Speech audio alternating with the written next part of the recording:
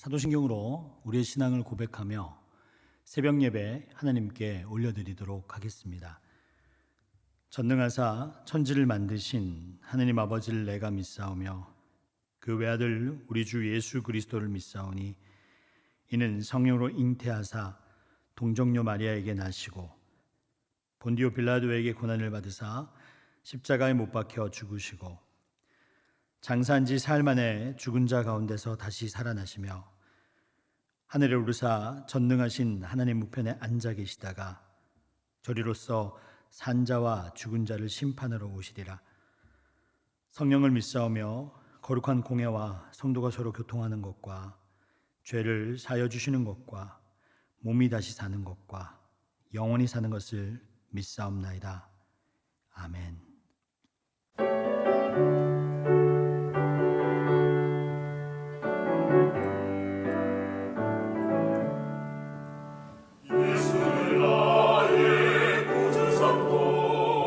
성령과 피로서 거듭나니 이 세상에서 내 영혼이 하늘의 영광 보이로다.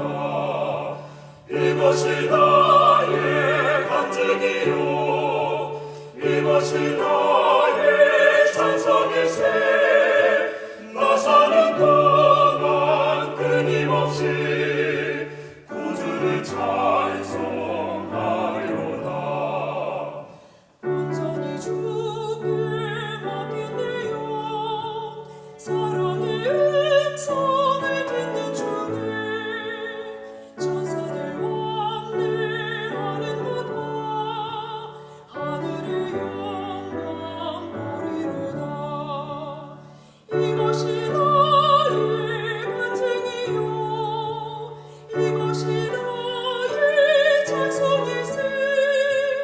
나 사는 동안 끊임없이 구주를 찬송하리로다. 주 안에 기쁨 누림으로 마음의 풍랑이 잔잔하니 세상과 나는 강문 없고 고속한 주만 보이노라. 이것이 나의 간증이요 이것이 나의 찬송일세. 나 사는 동안 끊임없이 구주를 찬송하리로다.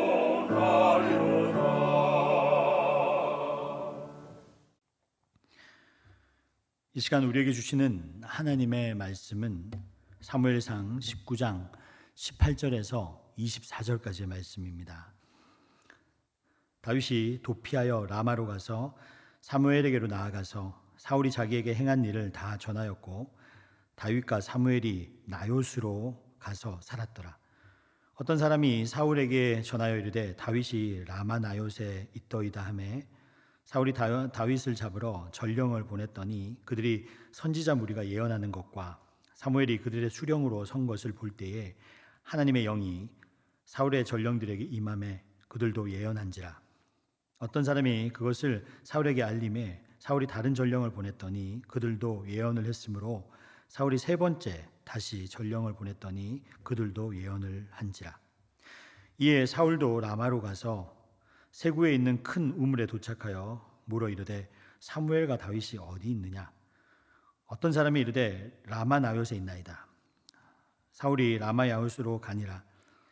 하나님의 영이 그에게 임하시니 그가 라마 나요스에 이르기까지 걸어가며 예언을 하였으며 그가 또 그의 옷을 벗고 사무엘 앞에서 예언을 하며 하루 밤낮을 벗은 몸으로 누웠더라. 그러므로 속담에 이르기를 사울도 선지자 중에 있느니라 하니라. 아멘. 기도하겠습니다. 살아서 역사하시는 하나님, 주님을 만나고 영광을 돌리기 위하여 우리가 여기에 모여 있습니다. 삶이라는 고난의 여정 속에서 하나님의 시간을 기다릴 줄 아는 믿음의 사람이 되게 하여 주시옵소서. 우리의 인도자 되신 주님, 하나님은 우리의 요새시오 우리를 긍휼히 여기시는 하나님이시니이다. 고난의 삶을 살지만 하나님의 긍휼에 힘입어 온전히 회복되는 삶을 살아가게 주님 인도하여 주시고, 성령 충만하여 하나님께서 보시는 시선을 우리도 바라볼 수 있도록 주여 인도하여 주시옵소서. 주님의 말씀을 듣습니다. 말씀을 듣고 결단을 하는 시간이 될 수 있도록 주님 인도하여 주옵소서. 이 모든 말씀 예수님의 이름으로 기도드립니다. 아멘. 할렐루야. 여러분 너무 반갑습니다.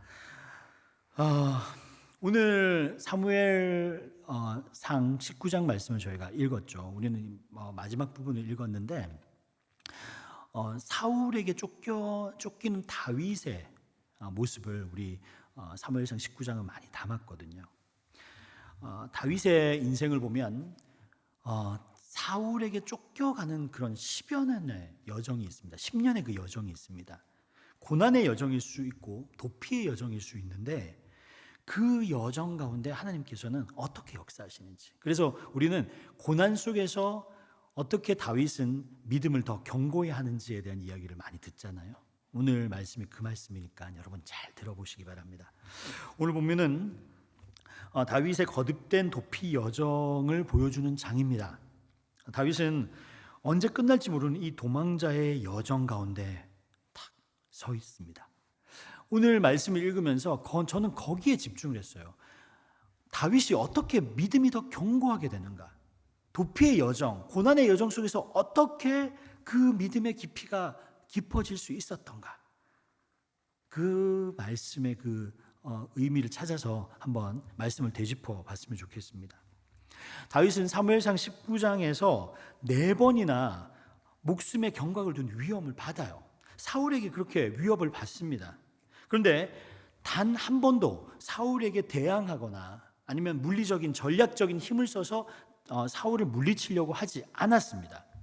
그의 방법이 뭐냐면은 여러분, 도망가는 거예요. 계속 도망가는 겁니다. 능력이 있어요. 정치적으로는 좀 밀리는 상황이었지만 전략적으로 아니면 힘으로 해보려고 하면 할 수 있는 여건이 있는 다윗인데도 불구하고 하나님께서 기름 부은 자다라고 느꼈기 때문에 계속 도망갑니다. 그리스도인, 어떻게 보면은 하나님의 방법을 이루는 사람이기 때문에 세상 방법과 다른 방법을 쓰다 보니까 어떨 때는 찌질하다, 예수쟁이들 왜 저러나 얘기를 들을 수도 있어요. 그런데 여러분 한번 생각해 보세요. 마지막 깃발을 누가 드는가가 되게 중요합니다. 누가 승리하는가가 중요합니다. 하나님의 사람이 승리의 깃발을 들게 될 줄 여러분 믿으시기를 바랍니다. 왜냐하면 다윗은 다양한 어려움을 겪으면서 무엇을 보는 훈련을 했는가가 중요합니다.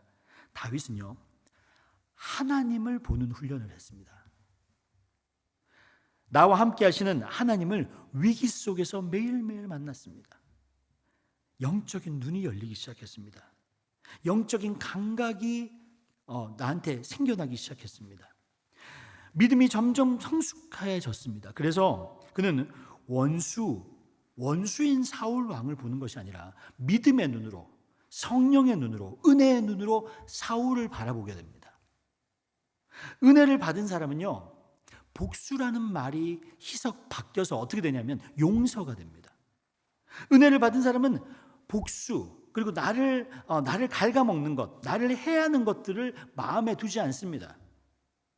옹고한 것이 아니라 마음이 부드러워졌기 때문이에요.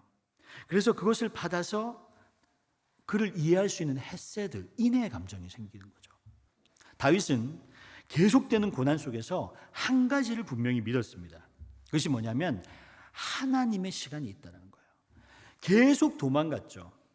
계속 도망가고 어려운 상황이었지만 하나님을 붙잡으니까 그때마다 하나님께서 은혜를 주시고 그리고 믿음을 주시고 영적인 눈을 열어주셨습니다. 그리고 나서 한 게 뭐냐면 하나님의 때를 기다리는 그 마음을 주셨습니다. 내가 왕으로 부름받은 것을 알지만 내가 빨리 왕이 되고 싶다는 마음, 그리고 내 마음으로, 내 정력으로 왕이 되고 싶다는 마음을 내려놓고 하나님의 때를 기다렸습니다. 이것이 주님이 주시는 믿음입니다. 다윗은 고난이 지속되어도 믿음의 길을 가고 싶었어요. 어둠의 길이 지속되어도 다윗의 믿음은 빛이 납니다. 그 이유는 하나입니다. 내 인생을 아름답게 하시는 분이 하나님이시고 그분께서 그분의 시간에 그분의 뜻 가운데 나를 이끌어 가실 거라는 그 믿음 때문입니다. 즉 하나님의 시간을 기다리는 믿음이죠. 여러분, 하나님의 시간을 기다리는 믿음이 이 시간에 충만하시기를 주님의 이름으로 축원드립니다. 전도서 3장 11절을 보면 이런 구절이 나와 있습니다. 하나님이 모든 것을 지으시되 때에 따라 아름답게 하셨고 또 사람들에게는 영혼을 사모하는 마음을 주셨느니라. 그러나 하나님이 하시는 일의 시종을 사람으로 측량할 수 없게 하셨도다. 여러분, 범사에는 때와 기한이 있습니다. 살 때가 있고 죽을 때가 있고, 그리고 그 다음에 나오는 말씀이 뭐냐면 하나님의 범사에는 때를 따라 모든 것을 아름답게 한다는 것입니다. 즉 하나님의 때에서는 모든 것을 아름답게 할 것이다. 저와 여러분의 인생은 언제 가장 아름다우냐면 내가 인위적으로 뭔가를 해서 아름다운 것이 아니라 주님이 이루실 그것을 기다릴 때, 그리고 그것을 순종할 때 가장 아름다운 것입니다. 저와 여러분의 인생이 이런 것입니다. 여러분, 고난을 지날 때 우리가 무엇을 배우냐면 다윗은 고난을 통해서 하나님께서 달려가게 하는 법을 배웠습니다. 영적인 눈을 뜨게 하셨고, 그리고 때를 기다릴 수 있는 그 믿음을 주셨기 때문에 주님의 영광이 어떻게 이루어지는지를 볼 수 있었습니다. 지극히 보잘것없는 사람 안에 하나님의 영광이 나타날 것을 보는 눈이 열렸습니다. 우리는 그것을 영성이라고 합니다. 우리도 내 인생 가운데 모든 것을 하나님의 시간에, 그리고 아름답게 주시는 주님을 믿고 살아가는 여러분이 되십시오. 다윗의 고난, 다윗이 고난받았다 이렇게 얘기를 하잖아요. 그럼 다윗의 고난은 어떻게 시작이 되었을까? 다윗이 고난받는 시기를 보면요, 기름 부음을 받을 때부터 그 고난은 시작이 됩니다. 차라리 목동으로 하늘을 보며 별을 세며 풀벌레 소리를 들으며 양떼를 지킬 때 어쩌면 행복했을 수도 있어요. 그런데 이제 하나님의 종으로, 그리고 하나님의 나라를 세워가는 사명자로 부름을 받는 그 순간부터 다윗의 고난은 시작됩니다. 그런데 놀라운 반전이 있어요. 계속 고난을 받아요. 근데 고난이 깊어지면 깊어질수록 하나님의 나라가, 즉 다윗의 왕국이 사울의 왕국보다 달라지는 그런 대조가 계속 보입니다. 그게 사무엘상의 이야기예요.